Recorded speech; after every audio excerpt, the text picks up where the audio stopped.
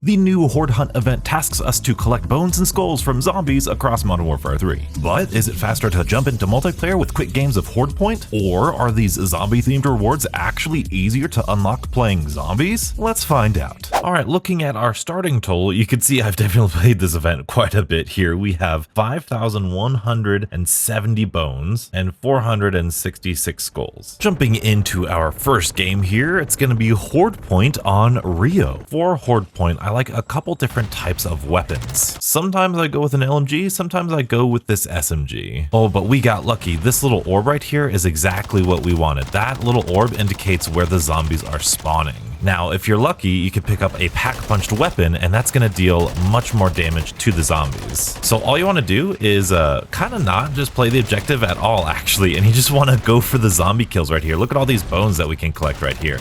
And if you go for the armored zombies are the ones that give you the skulls. Zombies seem to have quite a bit of health in this mode as well, so you want to aim for their head. Oh, here's the orb. This is it. This is what we want. Let's go. And you don't really need to focus on killing them either. Oh yeah, there's max ammos and stuff too. If someone else is killing all the zombies, like, you can just run in there and grab the stuff yourself. For example, someone's got all of these skulls just on the ground. I'm definitely gonna just run around and pick them up. Look at that. And then there's a pack-a-punched weapon we could use. I feel like there's players coming in here though. Ooh, insta-kills are your friend. They insta-kill the zombies. Unfortunately, they don't insta-kill other players. Look at all the zombies out here. Oh my goodness, let's kill this guy. Let's go get all the zombies. Get all the zombies. Get all the skulls and bones. Get all the skulls and bones. Let's take a look at our mini map, see where those zombies are spawning in at. Oh, there they are. They're right here. Look at all of these zombies. I still got insta-kill on. That's awesome. Let's run through here. Kill this guy. Oh, nope. Can't kill him. Can't kill him. All right. Got out of there. Got a pack-a-punched weapon. That's going to kill these guys really well. Let's get this nuke.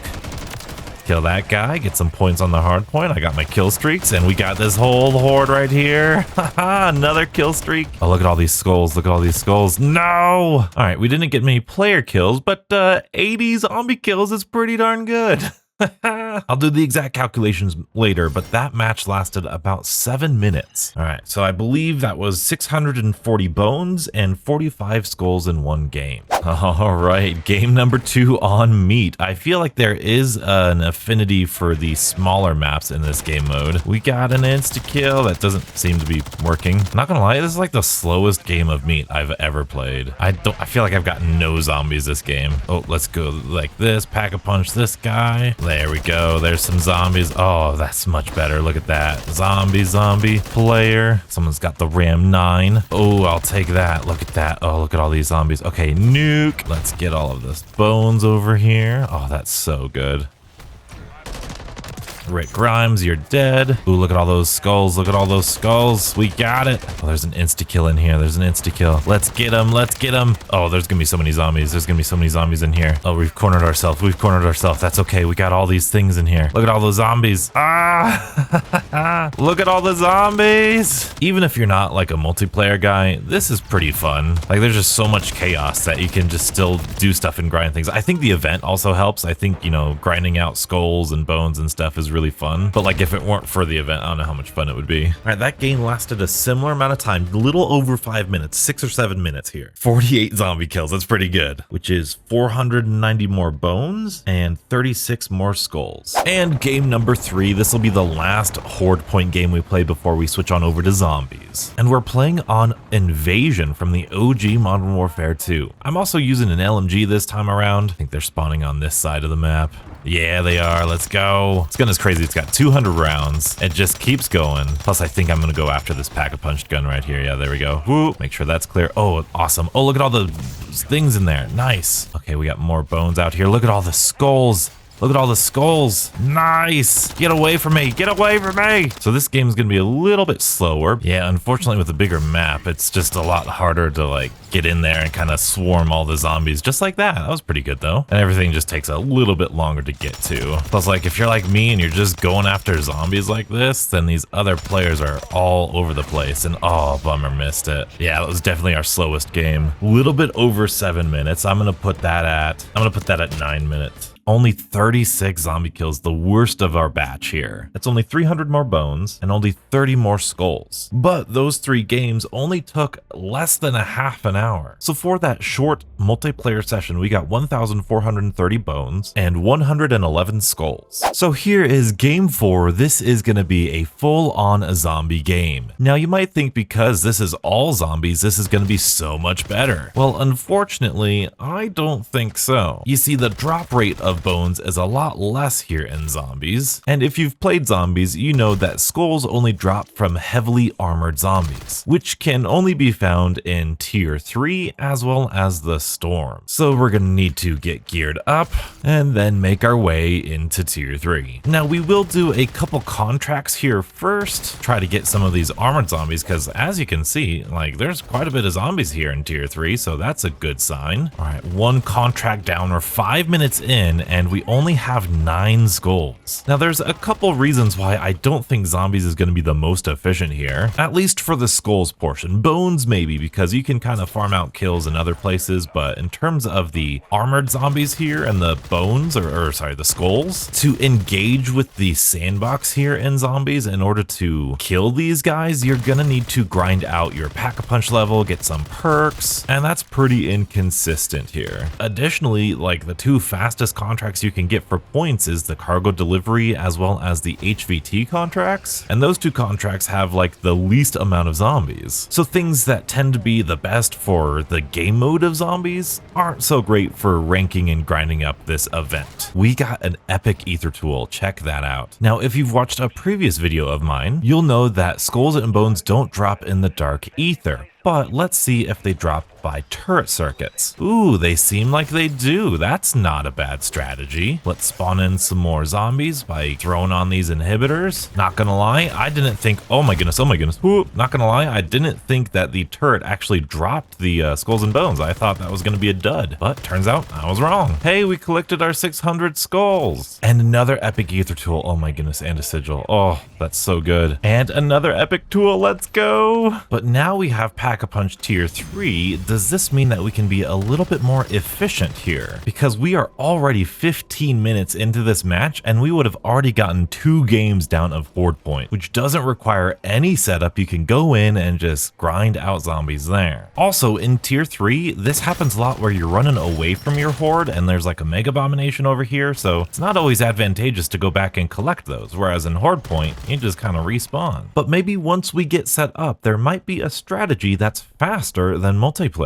The other most consistent place on the map where you're gonna find armored zombies is the storm. So what if we just farmed up the zombies inside the storm? We've got our triple pack-a-punch gun. It's usually in tier 2 or tier 3. You can lead them out of the storm, which decreases their threat level. You've got Stormcaller that will gladly make more armored zombies for you. Honestly, this might be the way. Oh, it seems like they slowed down in here. Let's go see if we can't kind of provoke Stormcaller a little bit. Give us some more in here. But honestly, this might be the strat, beautiful people. Like I said, that initial 15 minutes may take a little bit longer than multiplayer, but if you sit right at the edge of the storm here, you could do some damage. We've already nearly doubled what we had before trying this strategy in only like 5 minutes, but it does seem like they slow down after a while. But every time you get a really good batch of these guys, it's like another 5 to 7 or even 10 of these skulls. We've got about 6 minutes left before we reach our half-an-hour mark, and we're approaching the skulls collected like we had in multiplayer. It does seem like we're not getting as many bones as we would be just naturally playing zombies, but honestly, bones aren't that difficult to collect. You do have to run through this, I found. That is definitely the thing you need to do. You can't just sit there and wait for them. You got to run through them and find more in there. But man, once you do, it is good eating. Stormcaller's glitching out a little bit up there. So surprisingly enough, we just now got what we got in multiplayer. Those skulls collected, that's exactly how many we got in the multiplayer session.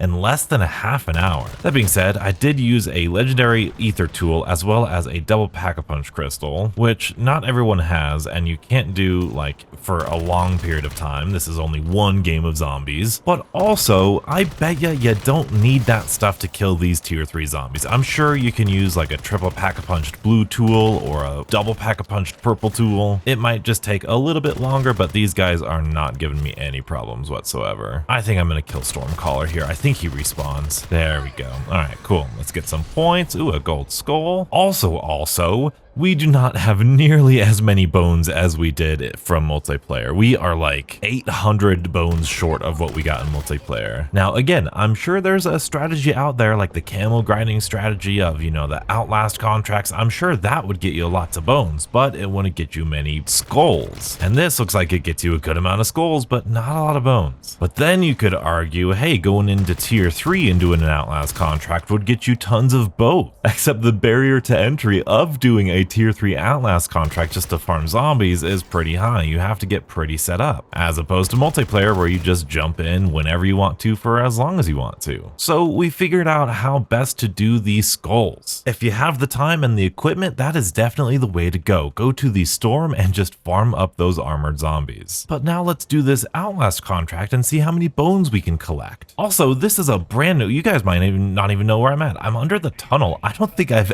ever been here in my entire zombies career. It's just inside the tunnel here going into these rooms. Didn't even know this was here. Now for this contract, what I'm gonna do what a lot of people have suggested in one of my previous videos. I'm gonna cancel this while I'm in here. I'm gonna throw a decoy and then I'm gonna pull it up and I'm gonna hit Q after it's at 95% and it should be infinite now. Well, this is definitely the way to go for bones then. This is insane actually. This is a lot of zombies. This is really fun. This is the way to go for XP. This is a tier 2 contract too, so a tier 2 Outlast is going to be a little bit crazy. We got disciples in here, we got zombies. Oh, it's so good. I guess it is important to know when this video is released, the event that we're collecting all these things for just started. And so the only like special enemy they're requiring us to kill is armored zombies, which is why tier 3 in the storm are probably going to be the best bet. However, if you look on the events page, the next couple boss zombies that we need to kill are hellhounds,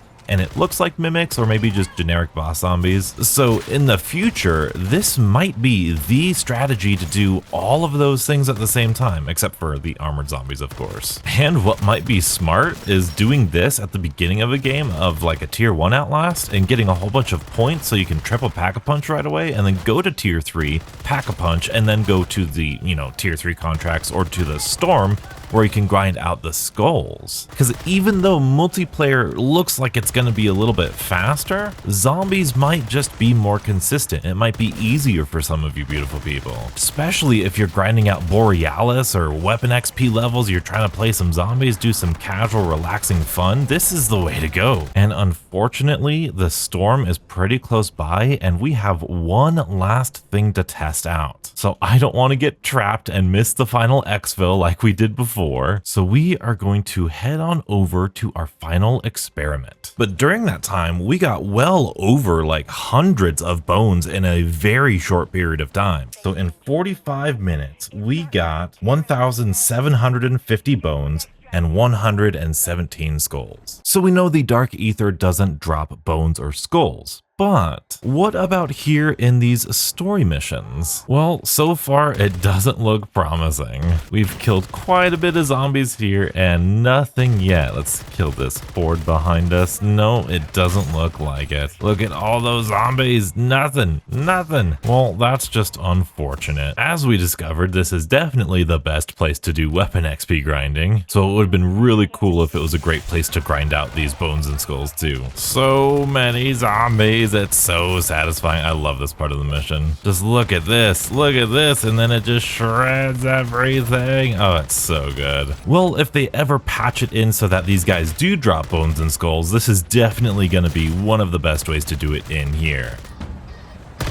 I think I just got one of the hardest calling cards in the game. Get 250 kills without taking damage. A commenter said staying on this building across from the helipad is really good, and clearly it is, but we should get out of here. So what does this all mean? Well, it seems like Hordepoint is gonna be your go-to way of consistently getting these bones and skulls without any setup and just casually grinding them out. And while Zombies wasn't overall more efficient with the setup process and the limited game time, there were moments with the Ether Storm as well as that Tier 2 Outlast contract where in those moments they were probably a little bit more efficient than multiplayer. But again, you had some setup time in there and you'll have to restart that every 45 minutes to an hour, because unfortunately you can't go into the Dark Ether or go into a story mission and continue that grind. So really, it's up to you. If you're sheer on going straight up for these bones and skulls, Hordepoint is the way to go. Unless, of course, you're not super comfortable with multiplayer, or you really hate multiplayer and you really like zombies and you want to just grind out maybe some Borealis camo, so